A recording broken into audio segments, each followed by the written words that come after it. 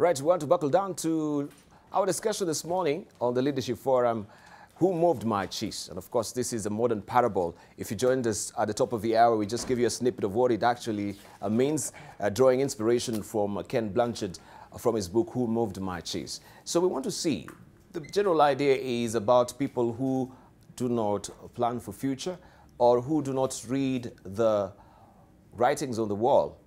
As far as changes are concerned, it's all about change management. So how do you handle change management, and who is moving your cheese? Do you realize even when your cheese is being moved, right? So we shall just give you a snippet or a broad overview of what it really means, and we shall be hearing from our panelists momentarily. Allow me to introduce them to you this morning. Earlier, at the top of the hour, I introduced to you Dr. Vincent Ogutu, who is the Vice-Chancellor Designate, Strathmore University. Also, we do have with us Dr. Mwangi, who is the CEO of Center for Personal Leadership. We have with us as well Trofosa Akwaka. She is the principal of St. Paul's University, Nairobi campus. And we do have with us also Dr. Oliver Kisaka, who is the CEO of Conrad. Good morning, gentlemen and lady. Good morning. Good to see you. Good to see you. Especially Trufi, right? I know you're running a flu, and yeah, I was just crossing my fingers and praying that you'll be here. Good to see you. So I hope your voice is not running hoarse. No. It would be husky.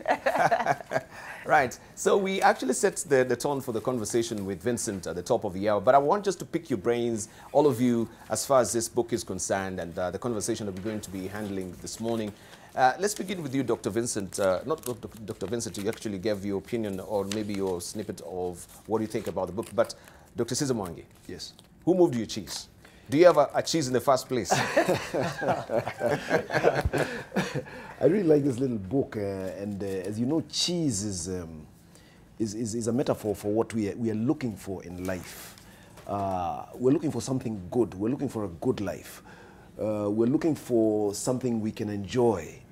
So for us to enjoy it, one of the things I like about this book is that there's the whole concept of cheese, yes, but cheese has got to be fresh and cheese has got to be good. We should not focus just on the quantity of cheese that we have at the present moment. We should be looking for sufficient good cheese all the time. Not large quantities of cheese, because you may have large quantities of cheese which may be rotten, and that is not going to help you. So what we need is actually sufficient cheese. Sufficient, for example, if our objective is to make money, we should not be looking for all the money in the world, which we get anyhow we want to get it, by hook or by crook. But we should be looking for sufficient money, which we get in a satisfying manner, in an honest manner. So I find that quite very clear from this book, because in this country we have a big challenge right now where our cheese is as much money as we can make, but all of that money is made in a corrupt way. In a corrupt way? In a corrupt way, okay. Instead of in an honest way. So we have a lot of cheese, but it's rotten cheese. It's rotten cheese. And there's no point of having it. Okay, maybe before we even drill deeper to the discussion, all right, is this part of moving the cheese? Yeah? End of red cap signals return of expensive loans. Yeah, this was a cheese now that was in one place.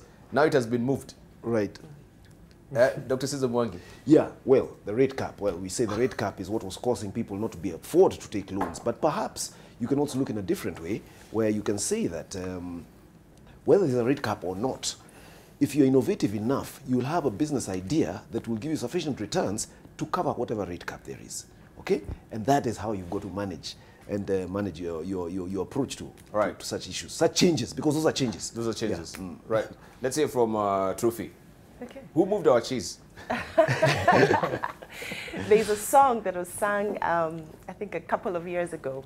Vindu vichenjanga. Vindu vichenjanga. You know, meaning that things are changing, and I suppose they are always changing.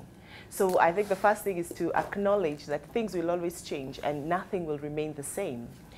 But now that you've referred to the rate cap, that gives me an opportunity to talk about then what is the role of leadership in this environment of where things are changing.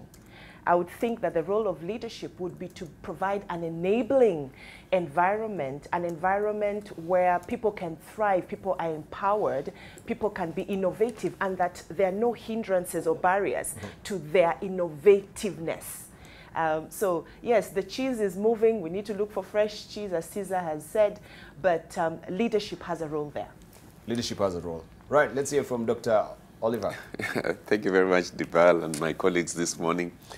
I think it's a very interesting discussion to see the kind of contrasts that were presented by this writer in this book, especially between the animals and the humans. But what we are thinking about is that the source of parables, or rather one of the key places where parables are found, are the scriptures. And there's this guy who did a hard work and really succeeded, generated a lot of food, bagged it in stores, and then he told himself, just sit and relax, because now for the rest of your life you are okay. And the parable says, the master spoke to him and said, this night your life is being taken away from you. I think there's a very big struggle between human desire for settlement, yes, and arrival, and God's invitation to adventure, a journey of continuous self-improvement, reflection, appreciation that there is a God out there who watches over us. In his incredible creation, what God has done is to put most of life in seeds. Most of life. In fact, the store of God in many, many things is literally in seeds. Because seeds can generate new trees, new human beings, new animals. And so just that question of there is a cycle of renewal from time to time is perhaps what human beings find very, very difficult to deal with. He gave us a tummy. And I think that tummy is the biggest motivator in anything. Because you must wake up and look for some food. If it was that we never get hungry, we probably would just be lazing around and sleeping morning to evening. But you have to think very hard, where is my food going to come from? So cheese for me represents the basics of life. It is about food, something you can put in your tummy. And that thing has got to be sought for, not just in the past, but in the future. And we are changing in age, we are changing in population. All these are significant factors that we must look at. Thank you. And of course, you can see that particular book, Who Moved My Cheese. This is what we are actually training our focus on today, and our discussion as well. It's all about change management. Earlier, I misled you. I said it is Ken Blanchard actually who wrote this book, but it's Dr. Spencer Johnson. I don't know why I normally confuse Spencer Johnson with Ken Blanchard when it comes to this particular book. But we want now to settle down and just hear from you as well, to just give us a slice of what you, I don't know how you're going to slice it when it comes to change management, but this is where the concept of the book is predicated on. How do we handle change in our lives? Are we prepared for changes? Do we see the writings on the wall as far as change is concerned, or we just keep on hanging in there until the company goes down with you? They give you that wheelbarrow for you to go and be a mkulima, or that yes, or the fork, as they normally talk about the golden parachute, but which is not really gold, right? But we just want to hear from you, remind you about the ground rules. I know you guys are resident analysts, so I don't need to actually go through the rigmarole of taking you through what the rules of the games are. So I think we'll begin with you, Dr. Vincent Ogutu, as we just walk to the lectern right now and talk to us this morning about who moved my cheese. We're talking about change management. It's all about leadership. How do we handle change? Do we also sniff around? Just try and smell and see if something has changed within our environment, or we are oblivious of the changes that is happening around us. Dr. Vincent Ogutu is on the lectern right now. He is the Vice Chancellor Designate of Strathmore University and is going to talk to us about who moved my cheese. Vincent, you got 5 minutes. Thank you. Good morning, Kenyans. When we talk about cheese, I don't know how many Kenyans can relate. I remember the first time I ate cheese. The only thing I can relate to in the story really is the maze, because I used to play in a maze in City Park, which is where my grandparents lived. So I thought maybe to bring it home to my fellow Kenyans who, like me, might not be quite in touch with this cheese analogy, is to tell you a story from China, actually, but which might be closer to what we experience here. So there's a very wise man and his servant who are walking through this wilderness. There's nothing there, no plants, no trees. It's just a dry area. They're thirsty. And they reach a house, so they're very happy. They'll at least get some refreshments. They walk into the house. They see an elderly man and his wife and 3 very young children, and then a thin cow. And they are wondering how these people survive. So the wise man asked them, how do you people live here? And they said, it's this cow. You know, if it wasn't for this cow, we wouldn't survive here. We take the milk from the cow. We make some cheese. So they did have cheese in this story as well. And any extra milk that we get, we sell it, and we can get some food for it. So this is our livelihood. So they give them a bit of milk. The wise man and the servant leave. And after a few miles, the wise man tells the servant, I want you to go back, find that cow, and push it over the cliff. And the servant is taken aback. No, I can't do that. I'll be like killing them. And the wise man tells him, do it. So he goes back, finds the cow, pushes it over a cliff, it dies, and he joins the wise man. For the next few years, this servant just worries about what he did and is full of guilt and decides, I have to go back and see what happened to that family. Maybe they're now on the street somewhere, they sold their land. And he goes back and finds this mansion, a swimming pool, cars all over the place. And he's saying, you see, I knew it. They sold their land. Some rich guys have taken it over. So he walks in to inquire about the family that used to be there. And when he gets there, he asks, there used to be a family here. They say, yeah, we're it. We're the family. And he begins to recognize them. The old man looks stronger, so does his wife. The children are now teenagers. And he asks, what happened? And they tell him, well, we had a cow we used to survive with, and it died, which forced us to discover other ways of making a livelihood. We had to learn new skills, and we're just about to celebrate our first $1 million. So that's kind of something that we as Kenyans could relate to, that you have this plan. This was the plan of your life. This was what was keeping you going. And then something happens and it goes. And what are you going to do? Will you just sit back and die? And so bring it even further to us. You know, what is our cheese? As Kenyans, what are the things that we bank our hopes on? And you might relate to some of this.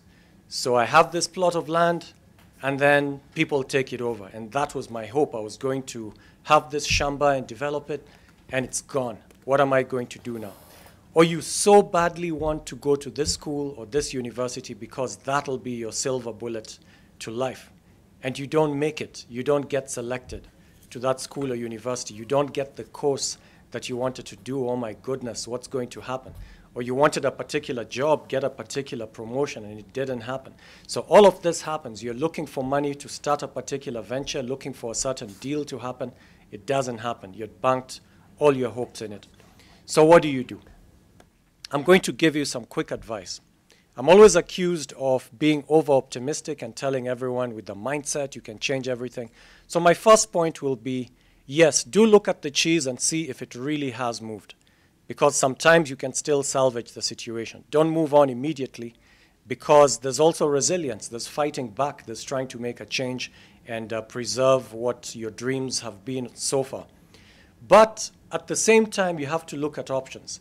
And so my second piece of advice is, remember this phrase, life is rich.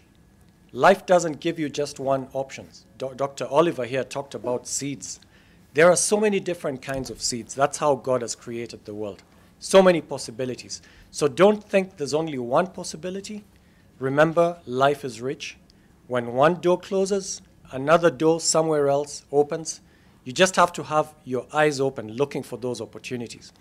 And another phrase that you can think of that will help you with this life is rich idea is that the limit of your options is your imagination. So the ultimate limit of your options is your imagination. It's not as if life serves certain options only. You can create options that didn't exist before. The limit really is your imagination. So I'd like all of us to stop and think, do I have a cheese? Do I have a single plan I'm banking all my hopes on? And maybe I should start looking at options before somebody moves that piece of cheese for me. Thank you. Thank you. Thank you, Dr. Vincent. Ogutu. Life is rich. Of course, there are myriad of options that you have available in life. And we thank Dr. Vincent Ogutu on that. We shall be drilling deep on some of the silent issues he's raised as far as this is concerned. But this is just to give you a pick-me-up in the morning if you are discouraged and you're wondering how do we handle change management. I just wanted to show you also a snippet. This is courtesy of YouTube of this particular, there is also a short movie there of what this is all about, right? Not very clear, but I guess I'll just show you what it is all about. This is the cheese station. You can also just head over to the YouTube and see the small movie about this book. Actually, it's a 30-minute, how many pages? Actually, 30 to 35 pages of that little book, Who Moved My Cheese. But the story also therein is very, very telling and moving on change management. How do you handle change management by Dr. Spencer Johnson. We take a short break right now. When we circle back, we shall hear from the rest of our panelists this morning. But remember also the conversation continues on social media. AM Live NTV is our Twitter handle, AM Live NTV. Our profile name on Facebook and 208-686 is our SMS portal. So don't go away. We shall be sampling some also of your thoughts on social media. So are you having your cheese this morning or someone moved it? Right, that's what we are turning our focus on. Who moved my cheese? An inspiration there from Dr. John Spencer. And we are looking at how change management can actually be inculcated in organizations, right? And also, are we sometimes caught up, pants down, when it comes to, change management? Or do we also try and sniff out like the small mice that we were told about in that particular book that we were referring to? We'll show you that much later in the course of the program if you're joining us right now. We had from Dr. Vincent Ogutu, who is a Vice Chancellor Designate, Strathmore University. Right now we do have on the podium Dr. Mwangi, who is a Executive Director of Center for Personal Leadership, and is going also to give us his slides of what he thinks about the moved cheese, or who is moving our cheese. You got 5 minutes, sir. Thank you very much. Good morning, Kenyans, and thank you to my good colleague Vincent for a very insightful presentation. Who My Cheese? When the first time I actually read this book, I just want to share with my fellow Kenyans that I asked myself, if this book was written by a Kenyan, it would probably have the title, Who Moved My Nyama Choma? Because I think we cannot relate too much to cheese because most of us did not grow up with the concept of cheese. So perhaps let me paraphrase and say, who moved my nyama choma and Tusker? That way we can relate. Because cheese, this book talks about cheese as that goal, as that good thing that we aspire for, as that thing that we struggle for, and we want to have more and more of it. And if we look at our typical Kenyan culture, as we make a little bit more money, we really enjoy a good roast nyama choma, and we enjoy a good drink. And I think many people can relate to that. I can, at least, because I do enjoy those things once in a while, in moderation. But when we come back to this point of who moved my cheese, is asking, if I was aiming for this good banquet of nyama choma on a regular basis because I can afford and I enjoy it, and then suddenly it starts happening to me in my life that I am not able to afford it when I want it. Things are changing. Perhaps it's because of my economic situation. And therefore, I have to think, what can I do to get more of what I want? And I think that is a question that this book is talking about. And organizations are often in that situation where they set out with a certain vision and mission, and then they are not accomplishing those goals that they set for themselves, and usually they're financial goals. Individuals in the same way have certain goals which they want to accomplish, but at the end of the day, they don't accomplish them. And those goals may be financial. At a personal level, I think the most important goals are not only financial, but also goals around our health, around our family, around our spiritual life, around our social life. So somehow a more balanced cheese, a more balanced nyama choma with some vegetables. Let me put it that way. So when we find we're not achieving those goals, and hopefully those goals are balanced, as I said, then we've got to ask ourselves a simple question. How come I'm not able to achieve my goals? Something has changed. And therefore, we do an analysis of where we are relative to where we would like to go. And that is what I call, perhaps at a personal level, a strategic planning process. We need to do a personal strategic planning process and ask ourselves, am I achieving what I want in my life? Am I getting the cheese or the nyama choma that I am aiming for? And if I am not, why am I not achieving it? And there may be various reasons that come up for it. But unless we do that, we shall not be able to go back to the drawing boards and make a plan about where we want to go and how to get there in a different way. So I give a simple example. I had a friend of mine many years ago.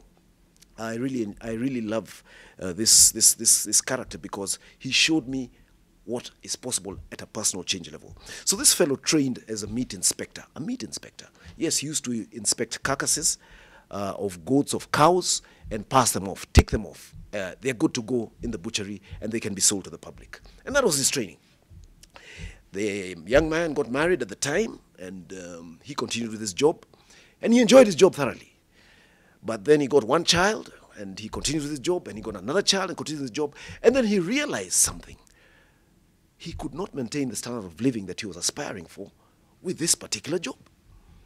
So at a fairly mature age, he sat down with his wife and told his wife, look, I don't think we can manage with this job. I love this profession. I love inspecting carcasses. And I love giving the tick that they can go onto the butcheries.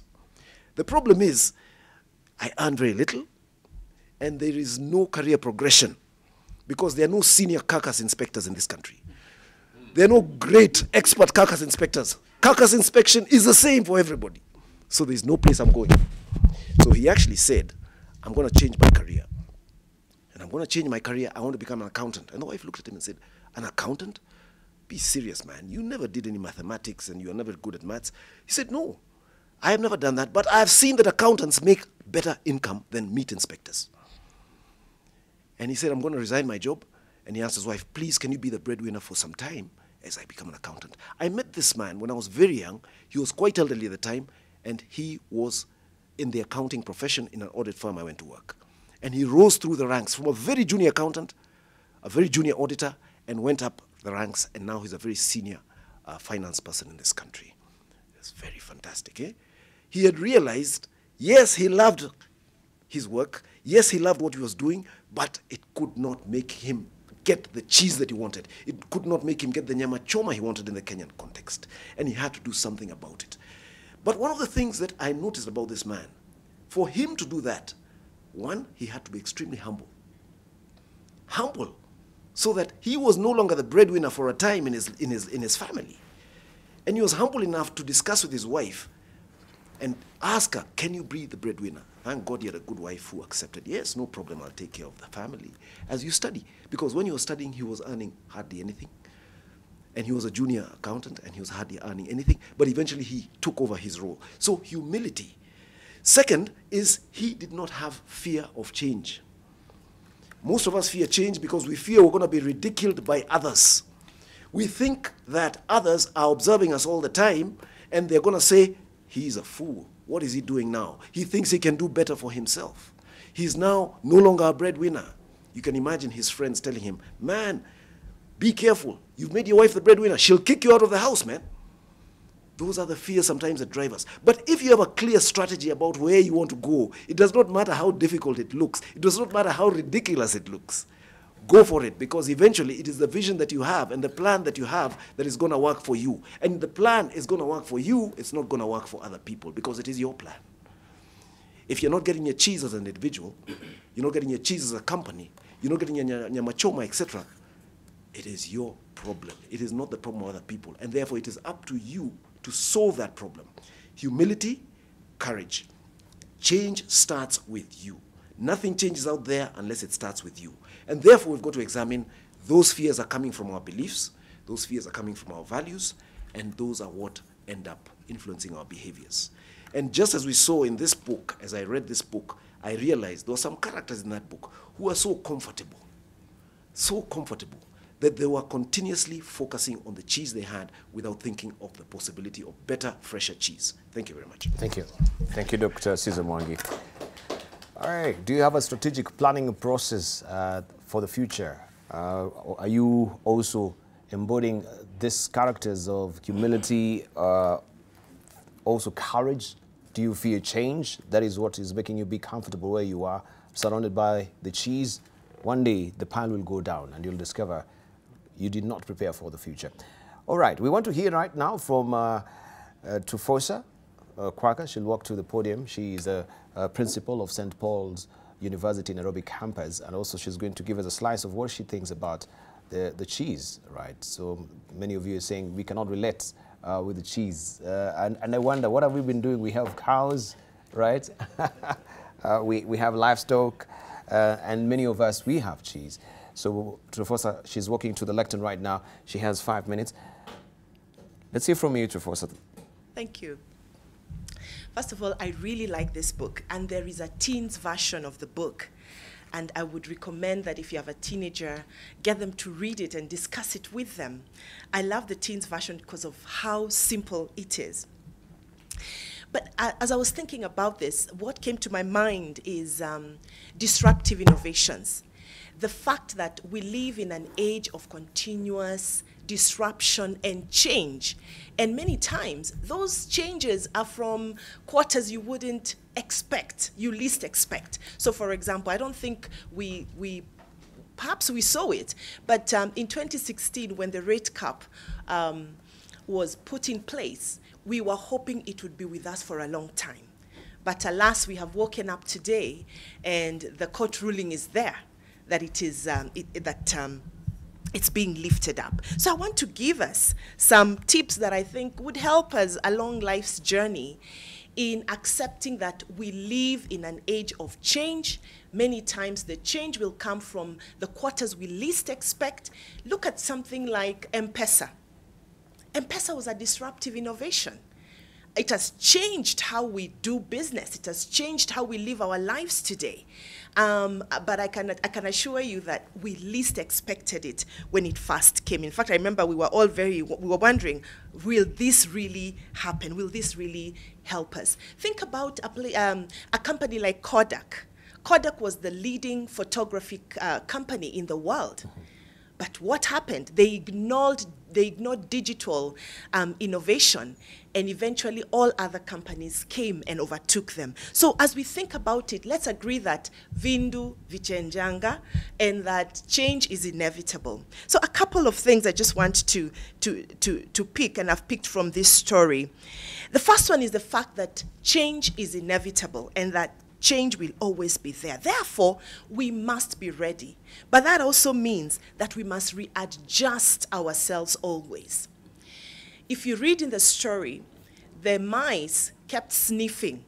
So we must always be sniffing for possibilities of change around us, in our personal lives, in our organizations where we work, but also as a nation. Things are changing, we need to be sniffing for that change. That means we need to be ready at all times. Number two is that because there will be change, we will be challenged with the things that we feel have been very core to who we are. If you read the story of Kodak, they always imagined, they were actually aware of digital transformation and innovations. But what happened with their leadership is that they imagined that it would never come to be the first technology that people would go for photography. That tells me something, that we will be challenged at our very core as change comes. Therefore, because we will be challenged, we do need to many times readjust that which we have held dear. So like Caesar, the story that Caesar gave, the fact that there was a meat inspector and he was able to change to accounting and to auditing tells you that he had readjusted that which he held to himself. The other thing I see in this story is the fact that when you read the story, you read that Ham stayed behind when Ham went on. And so what Ham was doing was that he was holding on to his past. He was refusing to accept that actually it's not that the cheese moved, it is that the cheese was diminishing because they were eating at it every time. The old is gone, so you might as well accept that the new has come. So what should you do? I think we should renew ourselves. That's why people go back to school or learn new skills or take on new perspectives. But when we hold on to we say the good old days. No, we should say the old is gone, the new has come, and therefore I must take on what is there. But along the changes that come, there must be some things that should never change. This is our core values. We need to be people who are also stable. Our core values are the things that are enduring. And when you read books like Built to Last, one of the things you find is that although they were innovative and changing, there are some things that they never changed. And those were the values that they held dear. Your values are your pivotal points, the way you see the world. So, for example, things like integrity, things like honesty, those are the things that we should never change. We should always refer back to our core values. One of the things we have been accused in Kenya is that we keep copying each other. Now, there's nothing wrong with copying each other. So, for example, if I assume I came here to Nation Center, and I opened, say, a salon, and it was doing very well, it might be possible that somebody else will come and open a salon next to me. Whereas that in itself is not bad, but it does limit the extent to which we are also being innovative. But I think what is really bad about it is when we sabotage each other. Therefore, as we are looking for cheese and we are looking to increase and to become better, it's important that we think about our values. When I think about the rate cap, to just think about it in terms of values, I think about leadership.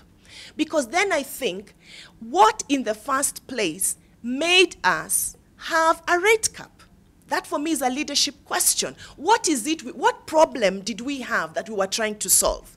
And when we end it, have we solved that problem? Because the problem was not the capping. What was the problem?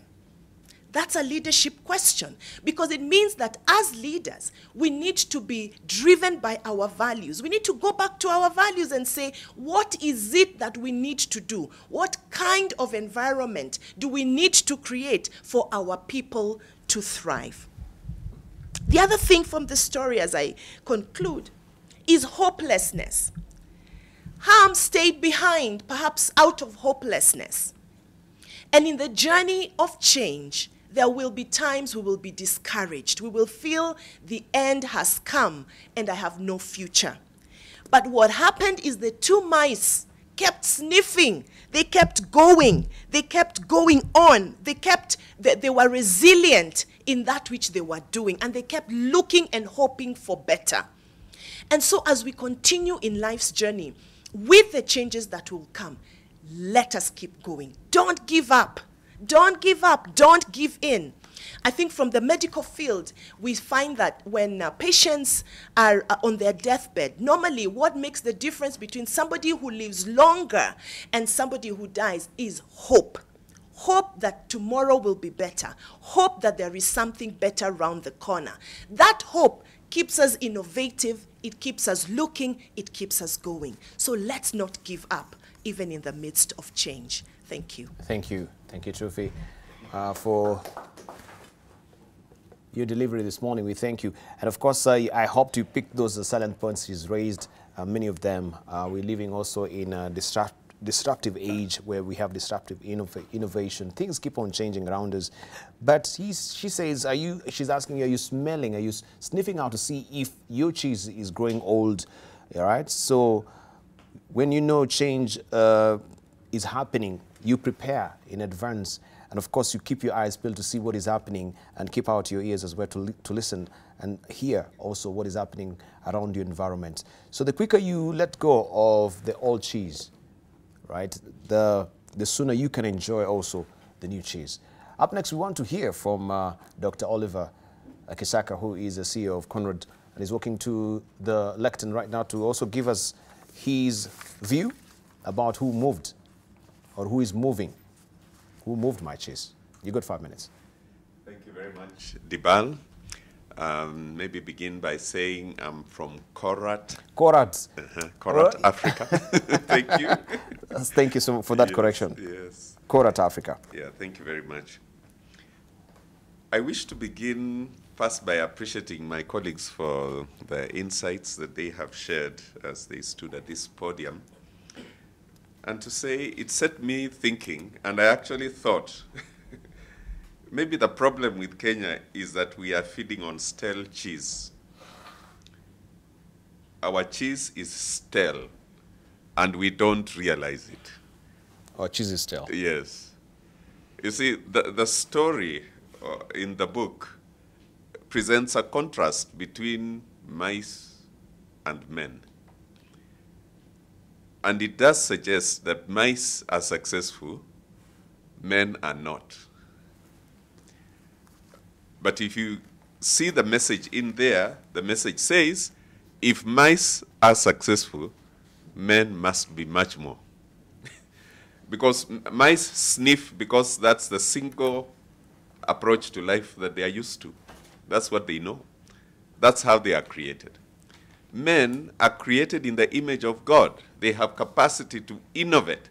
And so if mice are successful, possibly there's a problem with men because they are stuck with stale cheese. And I want to say that, approach it a little from a philosophical approach and say there are 4 things in Kenya that are disturbing. First is the mindset that as long as I am okay, everything else doesn't matter. Whoever gets into office grabs what they can to secure themselves and their family. Put a wall around my house, put strong fences, gates, dogs. As long as I'm okay, it doesn't matter, everybody else. There is a case in this country where a governor said that he needed to buy an SUV because there were potholes in his county. The contradiction. As long as I'm okay, it doesn't matter everybody else. If he fixed the potholes, he would have used a Vitz and gotten to where he was going. I think that philosophy, that as long as I'm okay, everything else doesn't matter, is a wrong one we need to break. We normally say that we are communal in Africa, but actually we are highly individualistic in our approach. We are highly selfish. So we do things for self. And we normally say the West is individualistic, but they are people of solidarity. They work for what benefits them. And so everybody's crying now about Trump's policies and why he's not going to be giving aid to Africa. For heaven's sake, we have a president. If there's a president taking care of his own country, let him take care of his country. What can we do to take care of our country? And I just, why should we be here crying and saying now Trump is not going to give us money? We have enough resources. So the problem is that we don't realize that those guys discovered a long time ago how to work together for their common good. They may be individualistic, they don't greet one another a lot. Actually, they don't greet a lot because they don't want to waste time. But more often than not, they are thinking whatever they do is for themselves. When he says America first, everybody goes crying around. He's the president of America. We have presidents everywhere else, and I think we need to break this dependency syndrome that has come to us in an unfortunate way. The third thing is that our leadership is for, we struggle to get into leadership position in order to access for ourselves, instead of coordinating for the benefit of those we lead. And I think Trufosa has talked about this. I think this was inherent in what Dr. Caesar and Dr. Ugutu talked about this morning. That leadership is absent. It is not, there's no creativity that is organizing for the benefit of everybody. And the fourth thing, and sadly so, actually we don't understand the concept of money. Money is for consumption. But money was created for facilitation. So we imagine that if you have a lot of money, you are safe. If you have a lot of money, you are okay. But the truth is that money without food is useless. That's why I like this book, because cheese is about food. If you have oil, you have diamonds without food. If you have money without food, actually money is paper. It's literally paper. Zimbabwe, I have in my wallet, I didn't carry my wallet, I would have shown Kenyans. I have a 200,000 shilling note from Zimbabwe, which I took on a trip there, because I was mesmerized that that $200 thing could not buy you a sweet in the supermarket. You know, Kenyan money today is only valuable because of peace. Yeah, because of peace, because we are not at war. If we were in a situation like Zambia, Zimbabwe found itself, or Rwanda found itself, money will quickly lose value. And the 5 billion that you have stolen, the 60, I wonder how people carry these things. How do you carry a billion? Sometimes I even wonder whether they actually steal it. But you see, how do you carry a billion? Where can that fit? Now, if you keep a billion, which is meant to make our roads, provide water, and then there is a problem in the country and the value of the billions reduces to nothing, of what use is it to you? This is the problem. So that problem of thinking that money is a commodity in itself, there's a problem with that thinking. It is meant to facilitate. And I have been amazed, I have been privileged to sit with some fairly wealthy people who eat very simply. And I'm wondering, if it was I would be wanting to eat sophisticated things. But these guys have discovered what you eat is about health. It's not about demonstration of how much money you have. Mm-hmm. And I think there's a problem with this concept. So I want to say that our cheese is stale. Everybody else is setting the agenda for us. We are following what Europe is doing. We are following what America is doing. We are following what Asia is doing. We need to now get to the point where we define what is Kenyan and live by what is Kenyan. And I think we need to begin first by living. Basic life, generate food, be comfortable. Then innovation becomes what facilitates that life. So why do we need better stores? To store food. Why do we need better cars? To transport this food. Why do we need better government? To manage this. You know, we are starting the wrong way. You sit in office, then you begin to think, why was I put in this office? Well, I don't want to cause chaos this morning by one or two thoughts that came to my mind. So let it all hang out. Yeah, we need to organize everything around facilitated life. The last thing I will say is that then you then see the importance of research. Why, you see, somebody said if you want to hide anything from an African, hide it in a book. Because we don't read. Mm-hmm. Now, part of reading is the stage 2. People who write books, research. Mm-hmm. So books are valuable because they are based on some understanding, some thought process, some research. That is absent among us. Too many wonderful stories in Kenya are not recorded anywhere. Nobody is recording anything because we don't have a writing culture. All the quotations we have are foreign books. So research. You are living your simple life in Africa. You are innovating and creating to facilitate that simple life. The innovations are now homegrown because it is about what you are seeing on the ground. Then you research in order to improve those qualities. So I want to suggest today, our cheese is stale because it's everybody else's agenda. I think we now need to construct fresh cheese, and we are capable. Thank you. Thank you, Dr. Oliver Kisaka. Is our cheese stale in this country? What do you think? Head over to our Twitter handle, AM11TV is a Twitter handle, AM11TV is our profile name on Facebook, and 20686, our SMS portal. Just read one or two of the tweets. We have Abdallah Madambo saying, sometimes in life, after a while, you discover that things change. Naturally, people resist change, especially an older generation. I would suggest all and senior predecessors to read the book that we are talking about, Who Moved My Cheese, respectfully. This is what Mudambo is suggesting. Also, we have Nelson here who is saying, love this book. I'm away from home, but got to stream this one. Link, please. And of course, we're going to give you this particular link for you to follow the conversation also on social media as well. Kennedy appreciates a powerful panel this morning, and they've quite, expertly talked about change management from their own perspective. But when we are talking about our cheese being stale, and today's editorial cartoon also in the people daily is very telling about how we normally don't change in this country.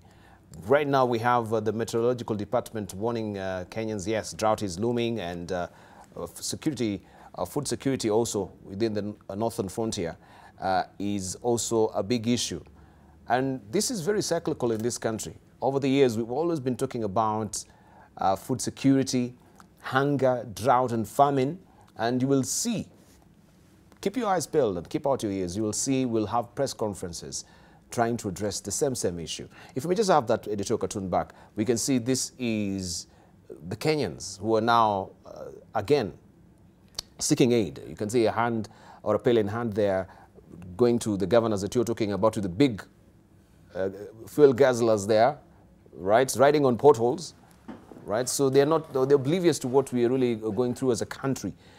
And every year we talk about the same stuff.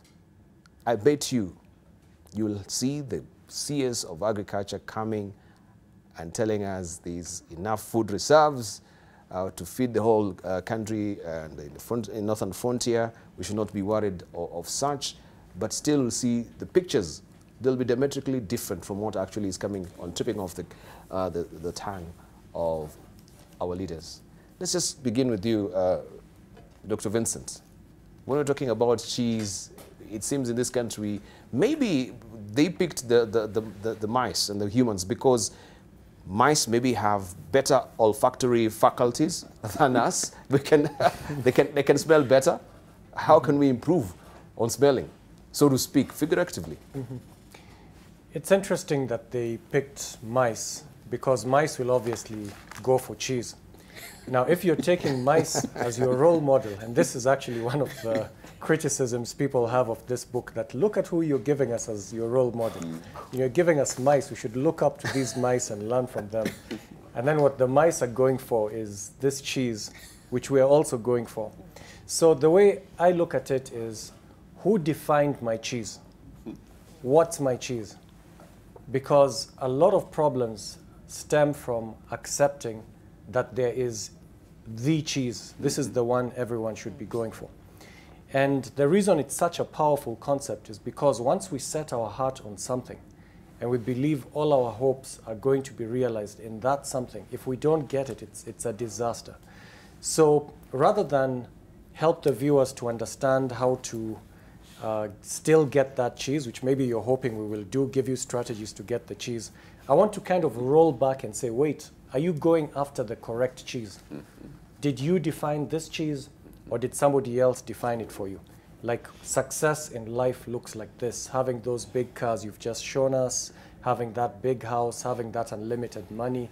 We think that that is what success is, when in fact there are other things that are a lot simpler, that are more important. Dr. Oliver was talking of just simple, good, healthy food.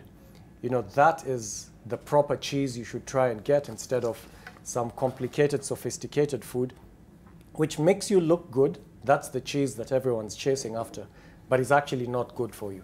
So it's important to stop and ask ourselves, what is the correct cheese I should be going for? Mm-hmm. And once you pick it, and all of us have a different one, by the way, we were created with a different purpose. So if we find that purpose and go after it, we will be happy. To the extent that you chase after something you were never supposed to chase after, you will always have something deep inside telling you, I'm going the wrong direction. And even if you get the cheese, you won't enjoy it. You won't. It's bad cheese. It's bad for you. Mm-hmm. So sometimes you say you have a purpose. You can discover also your purpose along the way. You might have started on a wrong trajectory, like that particular story that you're being given by Dr.Mwangi. But the fear of you changing from that traction to, you know, another one, because maybe you're up in years and you feel, oh, if I actually make the changes right now, I'll try and destabilize, you know, the whole family or an organization. I mean, how then do we come out from this particular bind that we're in? Dr. Mwangi. Yeah. As I said, there is the concept of fear which stops us from taking action towards that we desire. Okay? There's that concept. And we will never get anywhere or make any meaningful changes unless we are willing to look at the man or woman in the mirror. Okay? And face that man in the mirror and say, you're not doing well, man. You're a mess. Now, we've just put up a picture there, and this is a leadership forum. that picture shows huge vehicles bought by taxpayers, okay, being driven by a few individuals, passing by the taxpayers who don't have food. You understand? That is what that picture is showing. And that is a very disturbing picture. Now, we have to ask ourselves, because this is a leadership forum, what is the leadership of this country doing to ensure that those people there have a fair amount of cheese to survive, but beyond surviving, to thrive in this country, which is their country. To thrive in this country, which is their country and which they belong to, and they have a stake in it. So they're not bystanders and beggars to those who are supposed to be serving them. I think that is the concept that we should be focusing on. And what we find, and I like what the good doctor here said, he said, we are going for stale cheese as a country. And that stale cheese is not even stale. It's not only stale. What we have found ourselves is a situation where we have a leadership which gets into leadership positions to accumulate as much cheese for themselves, right? Which they do not need. That cheese gets rotten and they keep on accumulating it. And instead of sharing it with others when it is fresh, they waste it. Get all you can and can all you get. Yeah, Exactly. they waste it. And then they go bank it in foreign countries and it becomes useless. And then we have beggars in this country, sitting on the roadside begging them. Yeah. Interestingly enough, you can see "Rest in peace, died of hunger." Yeah, That is an epitaph that we have there, the tombstone. Yeah. Yeah. It's telling that we have history, Yeah. yet we never learn from our Absolutely. history. Exactly. Right, Trofosa. Yeah, so this for me takes me back again to sessional paper number 10. Yes. I'm sorry. And sessional paper number 10 talked about, it was what we did at independence and what we were intending at that time. We identified 3 evils: poverty, hunger, and illiteracy. And I think there was sickness as well. Now, the thing that annoys me is that I think almost every government paper refers back to sessional paper number 10. Yes. But we still have these things with us. So for me, again, it goes back to the leadership question that my colleagues have, so well talked about. The fact that as a nation, we are going for stale cheese. So we are looking at money as a commodity, and I liked that concept, that Yes. we are looking at money as a commodity, not as a facilitator. So that what the leadership should be doing of this nation and in every organization is saying, can we provide an environment that enables our people to move from one level to another? The question of drought coming, for me, that is I don't know what to say, a stale question almost, because it's part of the changes that are there. That is something that always happens when you look at the cycles. But we should be saying that not only should we be trying to have a political statement to say that there is enough food, and yet we know that food got rotten. Was it last year? Yeah. Food got rotten. Maize got rotten. Yes. So already we know that there is a problem. We do not have food. We should be saying that we have put in place and put together the minds that would enable this country to weather the changes of natural being. That's how natural weather patterns are. I also like the fact that, we've referred to the issue of the seed. Dr. Vincent referred to it. The seed concept is very powerful when you think about it, because seed gives you bread for today, but it also gives you bread for tomorrow. So as a nation, we should be saying, these are the seeds we have. The literal seed in terms of the seed maize, and then thinking that let's have our silos enough to provide food for today, but have silos enough to provide food for tomorrow. We've had a milk glut. I think it was just not too long ago. Yes. But I can bet you milk is going to go up. Why? Because of the drought. Yet, if we have the technology, the researchers are there, the brains are there to make these things happen. Why should we not have enough silos? What's the last time we built silos? So for me, the issue for me is the kind of leadership we have. Leadership should be there to influence others, but to move them from one level to another, to transform us. And that is why the question for me is not the rate cap. It is, what caused the rate cap in the first place? Have we solved and answered that question? If we haven't, it should stay until we solve it. I don't think that the report, and I haven't read it, the report that came out really answered that question. I don't think so. Because it is more than just economic factors. There are other factors in it. So by removing it, we still haven't solved it. Right. But interestingly, we can contrast this with what is happening in Rwanda. If we may just pick up this also, the New Times. Government slashes lending rates to cut poverty. Yes. We're talking about leadership. In contrast with what is happening with interest rates here.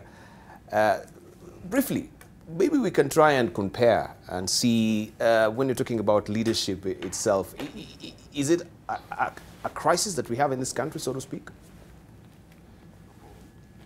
Oliver? Yeah, thank you, Dibal, and I continue to appreciate the discussion that's coming on the panel this morning.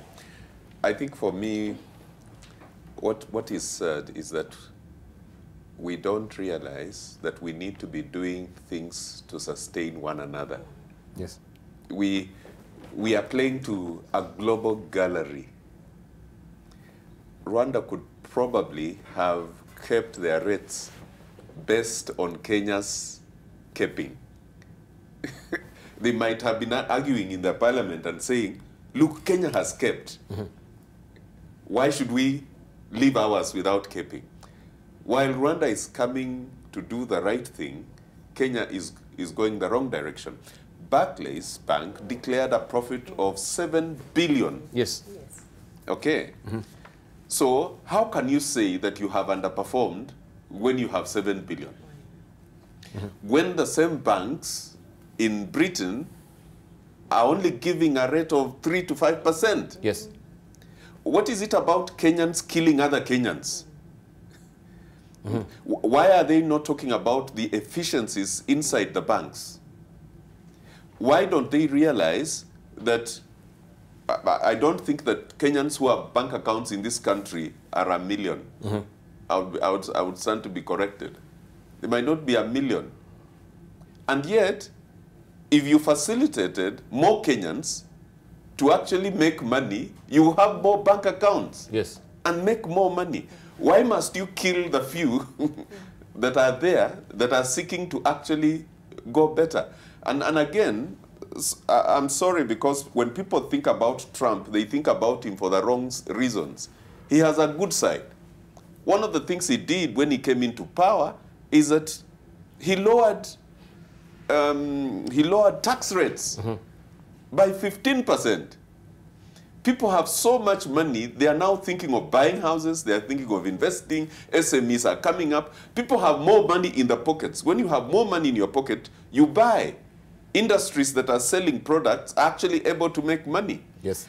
What bankers would have us believe in this country is that Kenyans who cannot pay, who are risky at 14% interest, are profitable at 28% interest. See?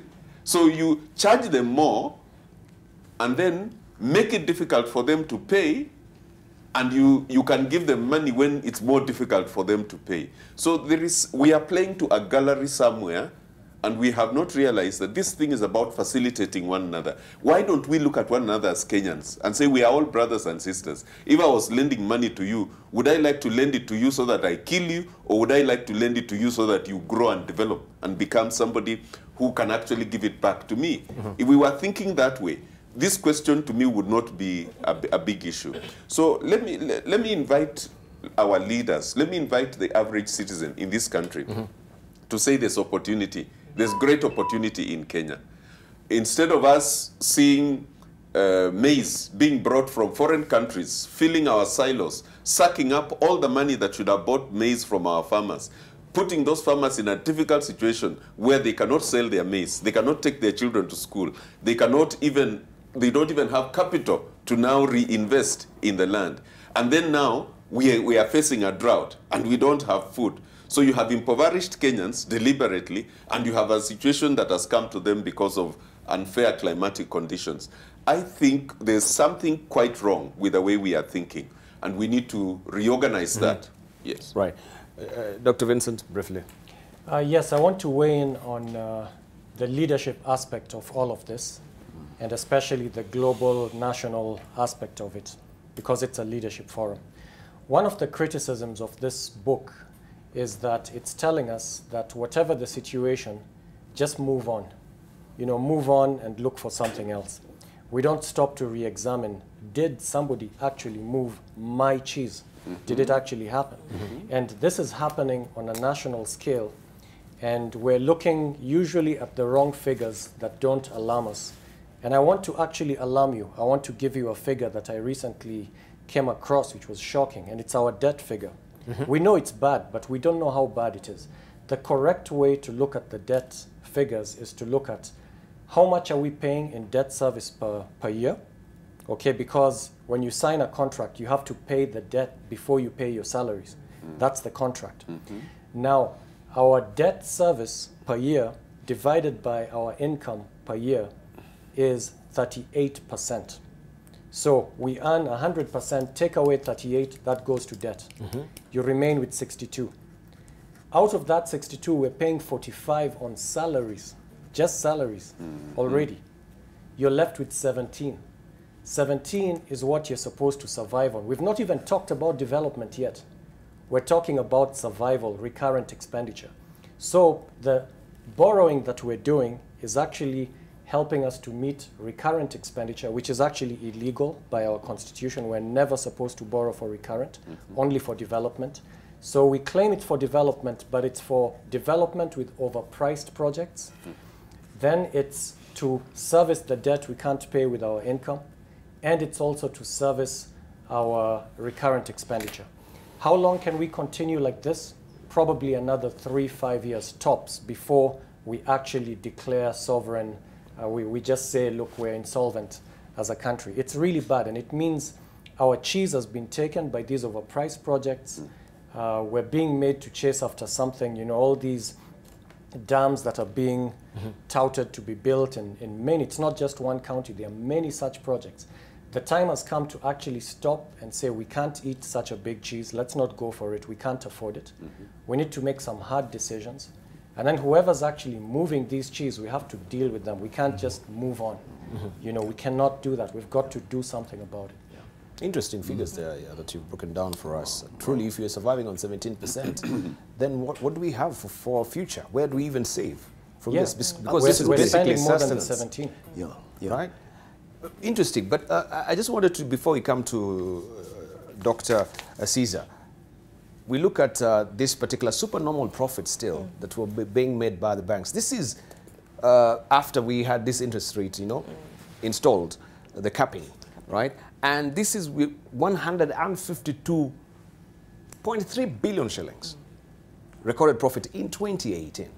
Now still we are grappling with the issue of reinstating what we had before, going back to where we were, which was very prohibitive. And for many Kenyans, actually, they could not really afford this. Are we moving forward as a country? And where is justice when we say that now the court really declares this unconstitutional? These are the legislators. We came up with this particular amendment. So they're saying try and rectify it. But still, cutting away the interest, the banks can't survive. Yeah. Dibal, can I just answer this question? And I may differ a little bit with the headlines in the Business Daily. Focusing on the banks, because the Business Daily is a business newspaper, they focus on the banks. Well, it's just an example. It's just an example. Yes, please. Okay. But coming back to what Vincent said, the banks, yes, are making profits, but the banks operate on the concept of risk, and they need to price that risk. So I personally understand that, and I think many business people understand that. So personally, I do not see a very big problem with the banks. In fact, where the problem is, we should be asking ourselves a fundamental question. Who moved the cheese in the sugar industry? As we speak now, there are hundreds and thousands of farmers in the sugar belt who have no income, zero. And they have families to take care of. That is a question we should be asking ourselves. There's been a sugar industry stakeholder forum. I've been following what that forum is saying. It is talking nothing about who moved the cheese. It is now coming up with solutions without bringing those responsible to bear on that situation. Second, who moved the cheese in the maize sector? There are hundreds of farmers who had maize and they have nowhere to sell it, and it's rotting somewhere. And I remember very painfully seeing in the press a leader actually telling those farmers, stop talking about maize all the time. Grow avocados. Diversify. That was such an abuse to ordinary Kenyans. Because they have been sabotaged possibly by the same leaders who is telling them now, you people should grow other crops. Understand? So the question we should be asking in this country is who is moving the cheese and impoverishing the majority of Kenyans? Because that is where the problem is. And it comes down to what my dear panelist here said. She said it's the problem of values. We are guided by the wrong values at the leadership level. Values of greed, values of selfishness, values of me, myself, and I. And we continue in this same paradigm every 5 years where we need to accumulate money to maintain our leadership position and therefore in the process impoverish the country, as Vincent has mentioned here, by having phantom projects which again suck out all the possible cheese in this country. We borrow more cheese and suck it into our pockets. And then we do it every 5 years and nothing changes. So we should be asking ourselves, how can we manage this problem going forward so that we don't become insolvent and all of us will be destitute, including those who have helicopters and fancy vehicles. Where will they go? This is our country. I think that is a problem we need to deal with. Yeah. Right. The reason also I'm teasing out this particular headline is the fact that you talked about as long as I am okay, anything else doesn't matter. Yeah. As long as I'm making these supernormal profits, we don't really care, of course, what will happen with the interest rates, right? Even if they reinstall and we go back where we were, it doesn't really matter. Yeah. Let's hear from Professor, then we'll come to Dr. Oliver. Okay. So, you know, if you look at I want to pick from what Caesar mentioned about the risk factor. You have to look at what is it that contributes to a higher risk. Yes. Because for me, that is where the issues are. The issue is not the profits, because we all some people are shareholders. We want profits, of course. But the issue, if it's a risk factor, then the issue is what contributes to a high risk. It's the environment. Exactly. So because the environment is such that we are, these banks have to operate in a very high-risk environment, they price it higher. So we have to deal with the real question. What kind of environment have we created? And have we created an environment that allows us to not only survive, to thrive, irrespective of the level we are in, the economic place we are in, the geographical place we are in, so that it doesn't even matter which sector I'm playing in, whether I'm in education or whether I'm in maize or sugar. Have I or have the leaders and have we as leaders provided an environment that enables us to thrive? If we have not, then what we are doing is superficial. We are going back to exactly, it's like you're in a hole, you're digging a deeper hole, and so you are hoping that you are creating a ladder. No, I think we are digging a deeper hole. So those fundamental questions need to be answered. So who moved my cheese? Who are we satisfying by lifting the cup? Who are we satisfying by allowing maize to rot? Who are we satisfying by allowing the sugar industry to go into doldrums like we have? Who are we allowing? Why are we allowing somebody else to move our cheese? We need to think about it. Why should we be struggling with things about agriculture? We have so many professors who are agriculturalists. They've talked about it. Why are we allowing it to continue?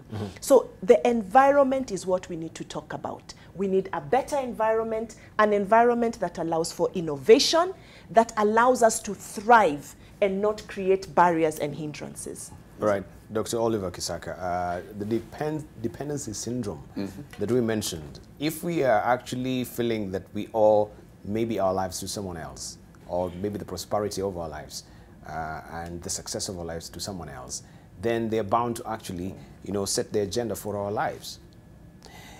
Talking about dependency syndrome, and we've seen, of course, what is happening, and you've given us just the indicative figure of how things are as it is, with 38%, going to servicing loans in this country.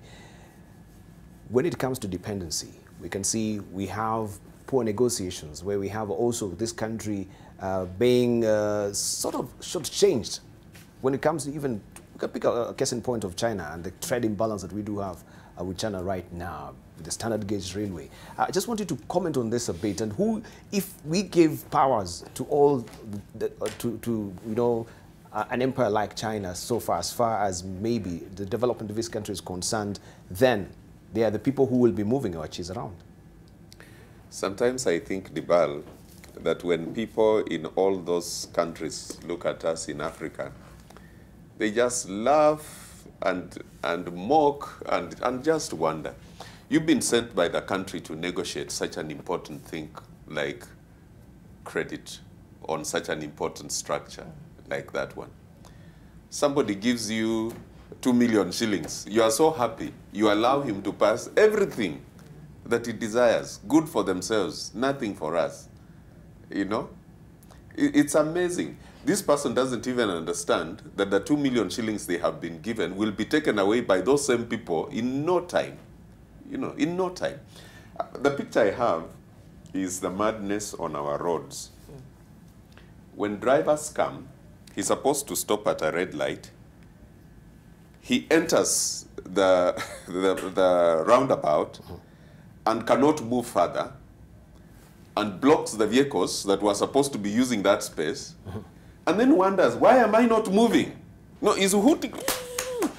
But this vehicle you are behind could have moved if you were out of the way, if these other vehicles could have passed. So you have blocked them. You don't realize you're actually blocking yourself. For me, that is what is sad about our thinking. You actually think that if you steal for yourself, you are okay. You don't. I'm so much in a hurry.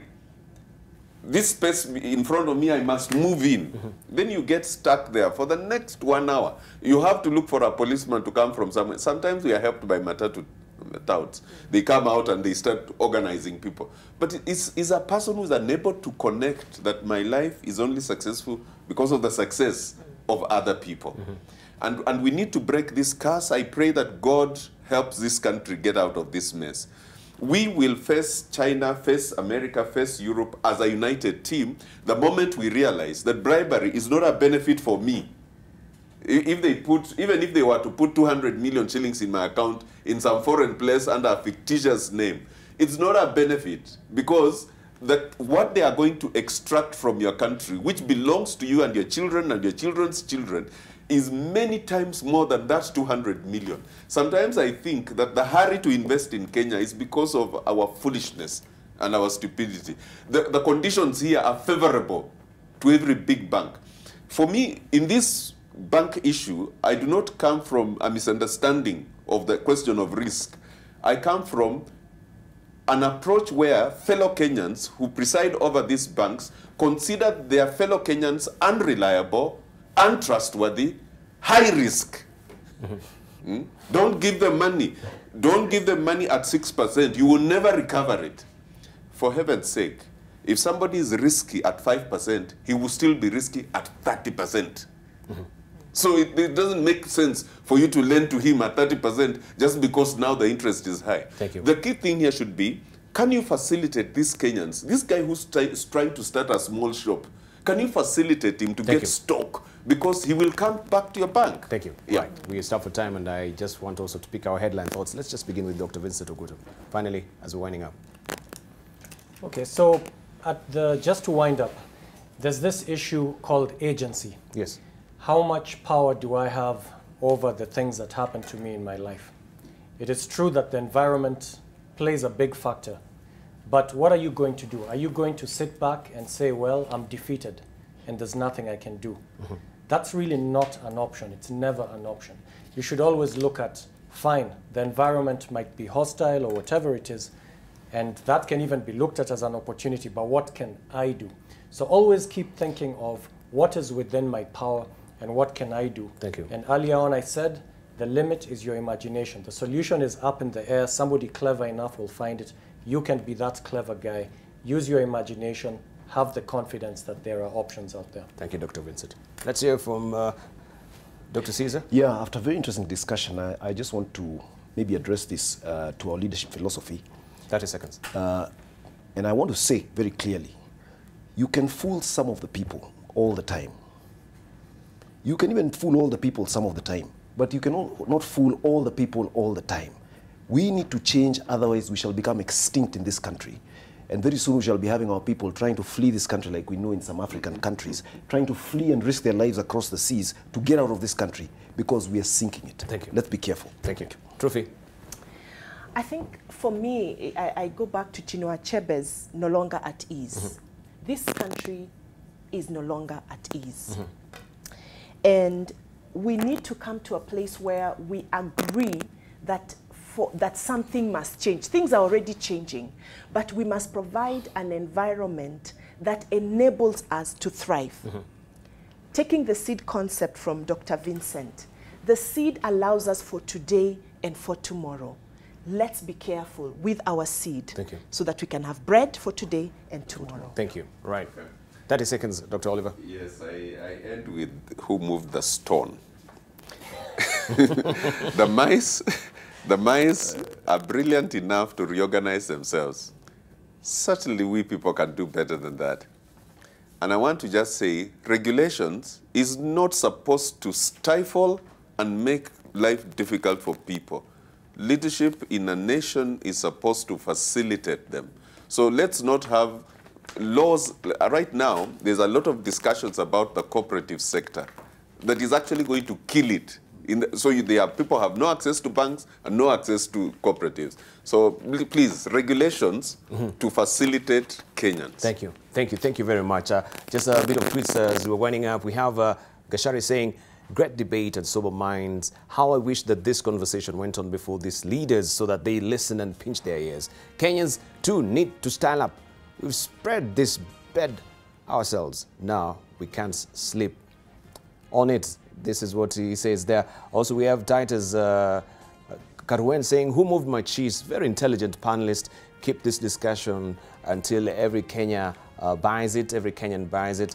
Also, we have Jacob saying, is it by coincidence that the panelists discussing about who moved my cheese by Spencer, now that the banking institutions has moved to court and won back bank rates, caps, they are going to make supersonic profits when Juku now know who moved our cheese. And also, lastly, we have Omar Bondo. What I would expect is a comparison of the interest rates that banks were charging on loans with what the numerous instant loans outfits, including Safaricom, are charging now. Let's have informed debate, making concluding statements. Those are some of your reactions on Twitter. My critics are running, so I'll leave it at that. And thank you so much for your contribution, and thank also our panelists for that cogent discussion we've had this morning. Who moved our cheese? That's the question we should be asking as a country. Thank you very much for your valid comment.